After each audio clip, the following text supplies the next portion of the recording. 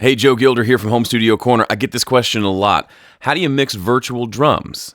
And my answer is usually something snarky, like, not snarky, but mix them the same way you mix real drums. However, there are differences, so let's talk about those today. Here's a song I produced called Homemade Prison, and it's a collaboration between myself and two of my VIP members, one of whom is Ben Holmes, a drummer from the UK. Ben played the drums on this. Ben's setup is a MIDI drum kit and Superior Drummer. Now, I used to turn my nose up at that a little bit, thinking you can only get good drums with a real drummer in a room with microphones. And while I love that method, and that's the way I prefer to work most of the time, I have mixed plenty of songs where I couldn't tell if it was real drums or quote-unquote fake drums. And they can come out just as well, if not better, than real recorded drums. And I want to show you how I approached mixing these drums from Ben, because these are samples out of Superior Drummer, I believe. Similar sounds to what you're going to get out of your system. Now, a couple of quick things, I'll just say it quickly. Don't program drums if you don't know how to program drums. Or put a better way, learn how to get good at programming drums. If you can't program them like a drummer, if you don't have a good feel for how they need to go, it's gonna not sound right. You'd be better off having a drummer program it for you, or having someone like Ben play the drum parts in and then send them to you so it feels like a drummer played them. Anyway, that's the last thing I'm going to say about that. Let's talk about kind of how I went into this. So let me play you a little snippet going into the chorus, and then we'll hone in on the drums specifically. I built it up for myself. I built it up by myself, my homemade prison.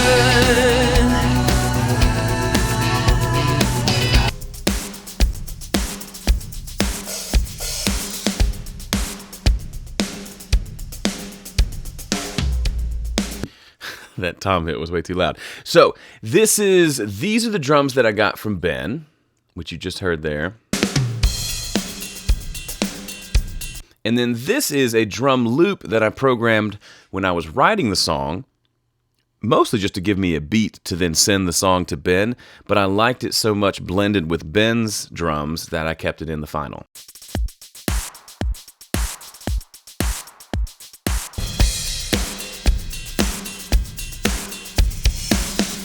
They go together really well. And for a stubborn, old knuckle dragger like myself, I've tended to, for so long, kind of stick with traditional drums, bass, and instruments. And a lot of the music we hear, even stuff that's more in the rock side of pop, has a lot of virtual drums or like drum machine elements layered on top of drums, loops with real drums. It can be really fun. If your drummer can play along to loops and things like that. So that was kind of the final. Now, I'm not going to focus on this drum loop here, because this is literally just the sounds from Impact, which is a drum program inside of Studio One. I didn't do a lot to it. That's just the way it sounded. What I want to hone in on is the drum tracks themselves, which Ben gave to me. So as you can see, he just sent me audio files, and they look kind of like drums. A couple of cool things about virtual drums is you can get rid of bleed if you want to. So this kick drum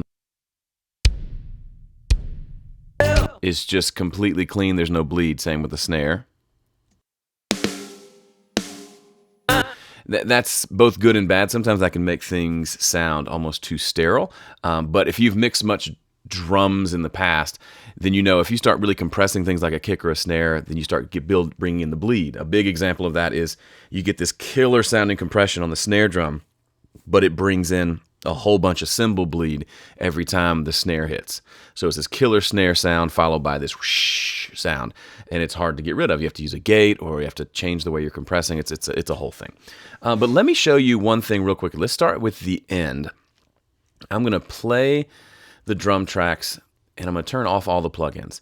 Now, I listened to this before I started the video. The drums do get a little bit louder, which means I didn't level match the compressors I was using and everything like I probably should have. I did this song very quickly, but you can get an idea for the tonal differences as I turn them on and off. So I'll start with the plugins off, and then I'll turn them on so you can hear the difference.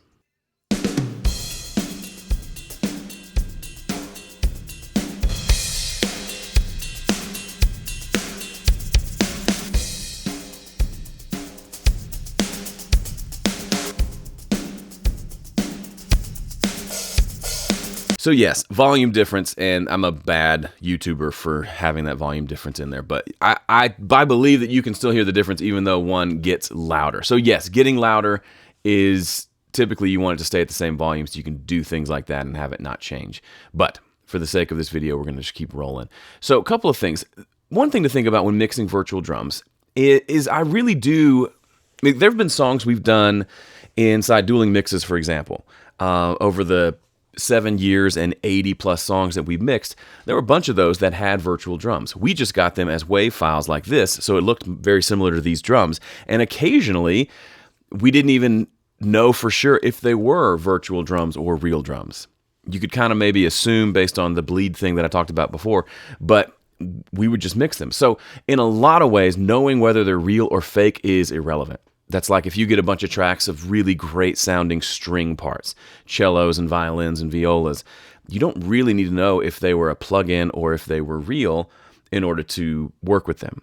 Same with guitar amp models and things like that. Was this recorded through a real Fender Deluxe Reverb or was it some sort of a Helix model? Doesn't matter. You need to listen to it. What does it sound like? What does it need? Where does it fit in the mix? Those are the basic questions. I could go on, like these shakers. Did I don't even know. Did Ben record real shakers with a microphone, or did he find 2 shaker loops that worked well and leave those in? I have a couple of clues, seeing that there are kind of some noise here on the tracks beforehand. I'm going to guess these were real shakers. But it doesn't matter one bit, because what I'm going to do is listen to the shakers and decide if they sound like they need to sound for this mix.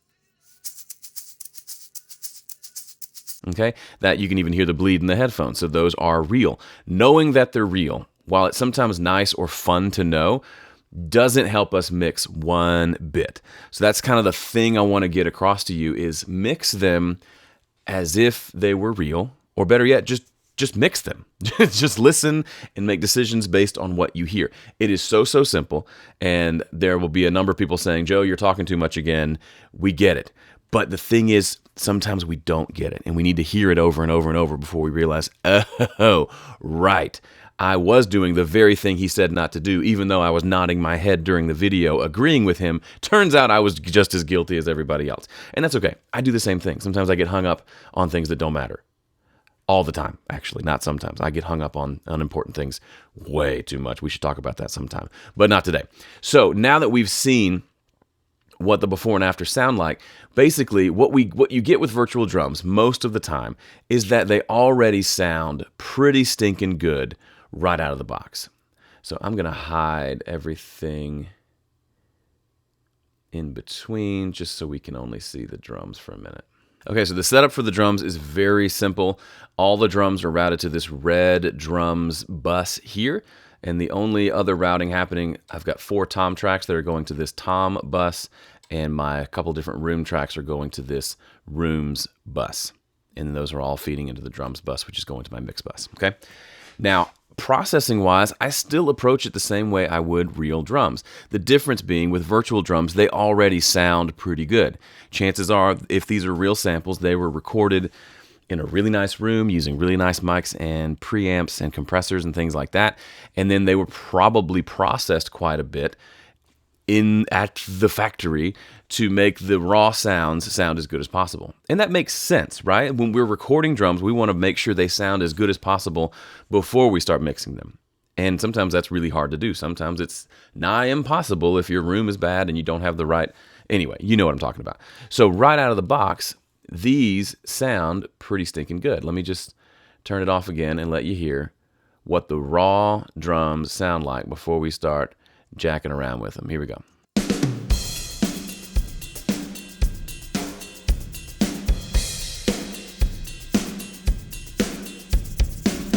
So where would I go from here? Well, I listen to this, and the couple things I hear are the kick and the snare could be punchier and really snappy, especially with kind of a more pop sort of vibe that this song has.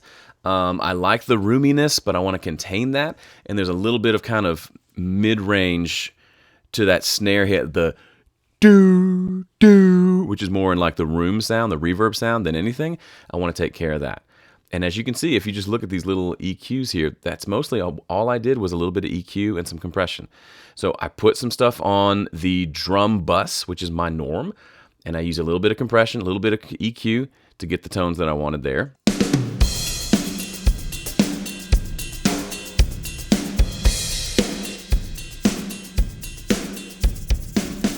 So the compressor alone, just on the drum bus, did a wonder on our snare drum and a little bit on the kick as well. Listen again.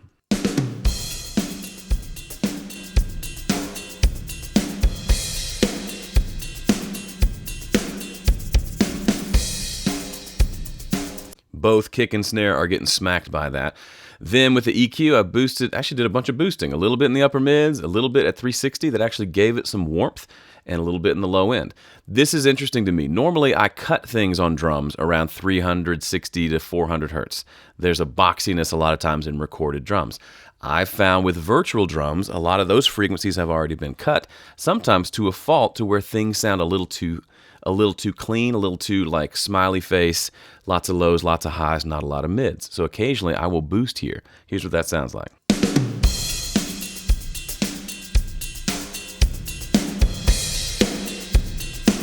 See, it brought in a little bit of like a low mid-range that's high enough to keep it from being muddy, but kind of made everything feel a little more organic, which is funny. We're using virtual drums, but now we're trying to make them sound more real by introducing some mid-range. That's a part of the process a lot of times for me when mixing virtual drums. Now just kind of working backwards from there, let's deal with these room mics. Here's what they sound like. I love the room of it all, but that low mid-range is just too much, so we took it out.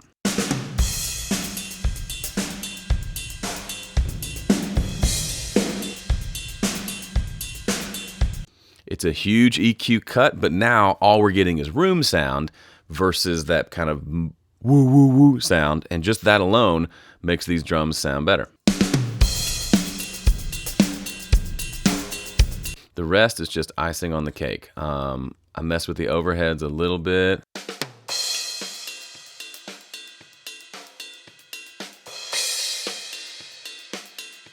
Turned out I just made them really, really bright. I'm not even sure what that compressor's doing.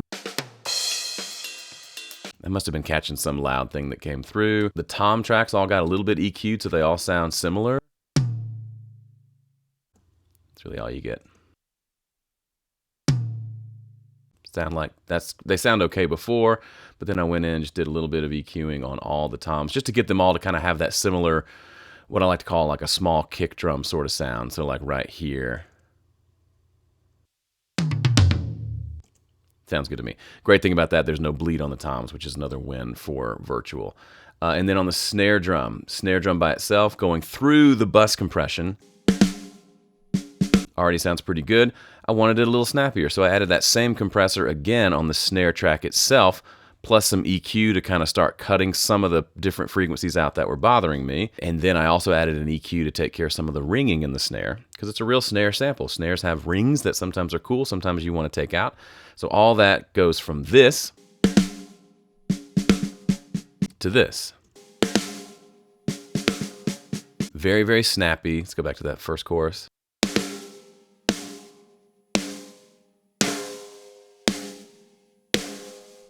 Very, very snappy, and that's exactly, I don't normally like that kind of snare tone for a lot of stuff, but for a song like this,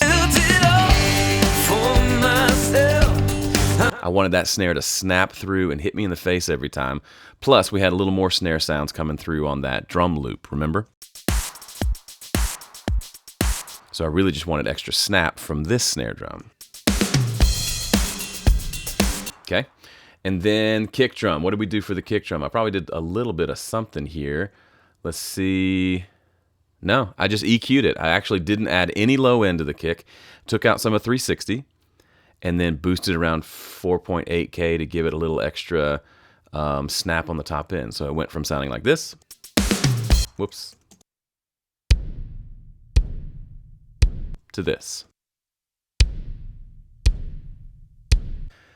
Identical sound, just a little more snap in the top end. That's basically it. And that is how I took these virtual drums and made them into something that made me super happy.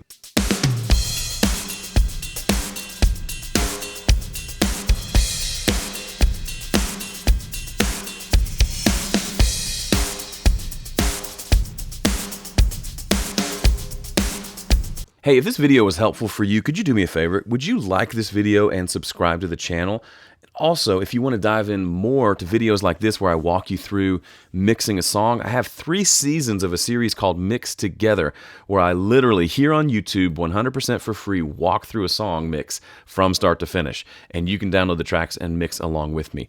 You can check that out at homestudiocorner.com/MT for Mix Together. You can sign up to get the tracks, and it's a lot of fun. Thanks so much for watching. I'll see you in the next one.